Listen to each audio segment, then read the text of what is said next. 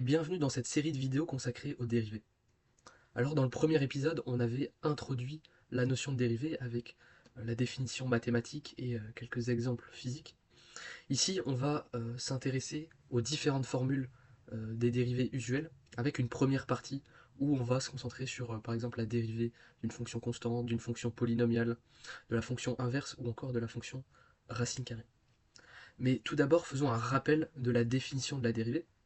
Donc soit f une fonction définie sur un certain intervalle, on dit que f est dérivable en un point A si la limite suivante existe. Donc on a la définition par la limite.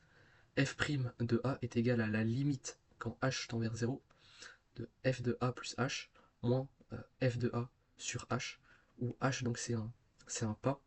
Et cette valeur f' de A est donc la dérivée de f en A. Géométriquement, on peut le constater sur la figure ici à droite, f' de A représente la pente de la tangente à la courbe y égale f de x au point d'abscisse A. On va s'intéresser dans un premier temps aux fonctions constantes et polynomiales. Donc tout d'abord la fonction constante, donc si f de x est égal à k ou k est un réel, alors on aura que sa dérivée est égale à 0. Donc la dérivée de toute fonction constante, une fonction constante eh bien, se représente graphiquement comme ceci, eh bien, la dérivée de cette fonction constante est toujours nulle. Donc une constante ne varie pas, donc il est logique que sa pente soit nulle. Donc, par exemple ici, on a un bête exemple, hein, f de x égale 5, donc f' de x sera égal à 0, et ce donc pour toute constante. Ensuite on a la fonction identité, donc f de x est égal à x, et bien là on a que la dérivée de cette fonction identité est égale à 1. Donc la pente de la droite y est égale à x est toujours égale à 1. On peut étendre ça aux puissances entières ou réelles, où donc pour tout réel n, la dérivée de x exposant n sera n fois x exposant n-1. Donc si vous voulez, l'exposant n ici au-dessus du x, eh bien il viendra se placer comme coefficient devant le x, et le x portera comme exposant eh bien, n soustrait de une unité. Donc n fois x exposant n-1. Donc les exemples les plus basiques, c'est x carré qui devient 2x, donc le 2 vient se placer devant le x, et le x porte comme exposant 2 moins 1, donc 1. Pour x au cube, eh bien on aura que sa dérivée, c'est 3x carré. Donc le 3 vient se placer devant, et l'exposant devient donc ici du carré. Et pour des fonctions de type polynôme, donc un polynôme c'est une somme de puissance de x multipliée par des constantes a n, a n-1, jusqu'à une constante a0 qui n'a pas de facteur x qui l'accompagne, eh bien la dérivée est obtenue terme à terme avec cette même formule ici. Donc pour le premier terme, par exemple an fois x exposant n, eh bien on aura n fois an fois x exposant n-1.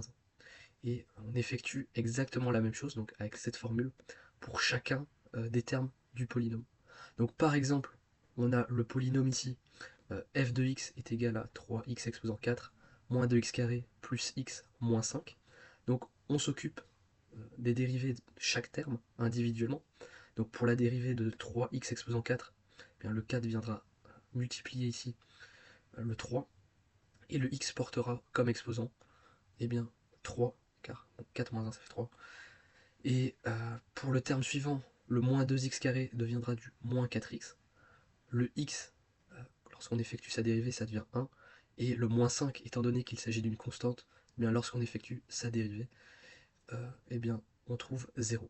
Et ici on a une petite visualisation géométrique de ce que représente encore la dérivée. C'est bien sûr donc, la pente euh, de la tangente au graphe. En question ici on a le graphe en rouge de x carré, et en pointillé bleu, eh bien on a la tangente. Et si vous aimez bien avoir un aspect plus visuel des choses, il y a un outil que je vous conseille qui est GeoGebra, où on peut par exemple bien visualiser la tangente à un graphe. Par exemple ici on a le graphe f de x égale x carré en rouge, et en pointillé bleu on a la tangente au graphe en chacun de ces points. Donc ici on est au point 0, 0, et alors pour avoir quelque chose d'un peu plus dynamique, ben, on peut regarder la tangente en chacun de ces points. Si on voit qu'on a une tangente qui est de pente négative, Et lorsqu'on passe dans les x positifs, eh bien on voit que la pente de la tangente devient positive. Et en 0, eh bien on a une pente qui est nulle. On va s'intéresser maintenant aux fonctions inverses et racines carrées, et plus généralement racine n. Tout d'abord la fonction inverse, f de x égale à 1 sur x, qui peut également s'écrire avec l'exposant x exposant moins 1, qu'on définit donc pour tout x différent de 0, car on a cette condition d'existence ici. Le x dénominateur ne peut pas valoir 0. On a donc que la dérivée de cette fonction inverse vaut moins 1 sur x carré. Donc la fonction 1 sur x décroît sur r+, comme on peut le voir ici dans le cadran supérieur droit, et décroît également sur r-, donc ici dans le cadran inférieur gauche. Donc c'est sa pente, donc la dérivée, est toujours négative et tend vers 0 lorsque la valeur absolue de x augmente. Donc un autre exemple avec un facteur 2 ici qui vient multiplier la fonction inverse, donc f de x égale 2 sur x, eh bien la dérivée sera moins 2 sur x carré. Donc la pente est toujours négative, puisqu'on voit que c'est une fonction qui décroît tout le temps en fait. Que ce soit ici dans la partie donc, inférieure gauche ou dans la partie supérieure droite. Et en fait cette dérivée découle directement de la formule générale qu'on a vue précédemment, donc la formule de la dérivée de x exposant n, puisque la fonction inverse, ce n'est rien d'autre que x exposant moins 1. Donc lorsqu'on applique cette formule générale à x exposant moins 1, le moins 1 va venir se placer donc devant le x, et le x va porter comme exposant n moins 1. Donc ici, moins 1, moins 1, donc moins 2 comme exposant, et on retrouve donc le moins x exposant moins 2, qui s'écrit comme moins 1 sur x carré. Voyons désormais la formule de dérivation pour la fonction racine carrée, f de x égale racine carrée de x, ou si on l'écrit avec l'exposant x exposant 1 demi, défini pour tout x strictement positif, alors on aura que f' de x est égal à 1 sur 2 racines carrées de x.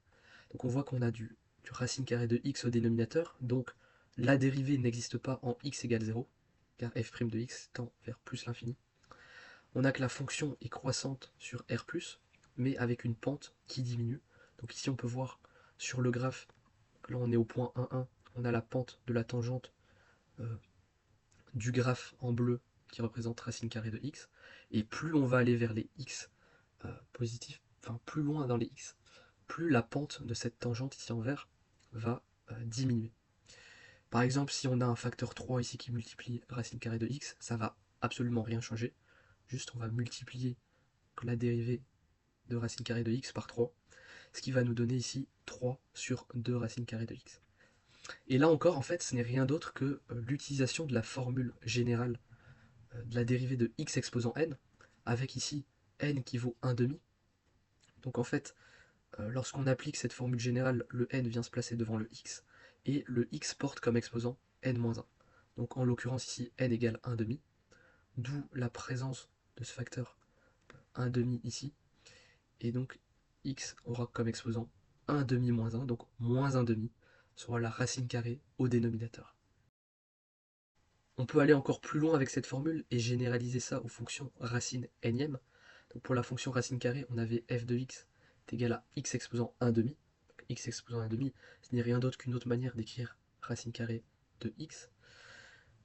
Et pour la racine n, on aura x exposant 1 sur n, donc pour n appartenant au réel différent de 0, et x qui est strictement positif.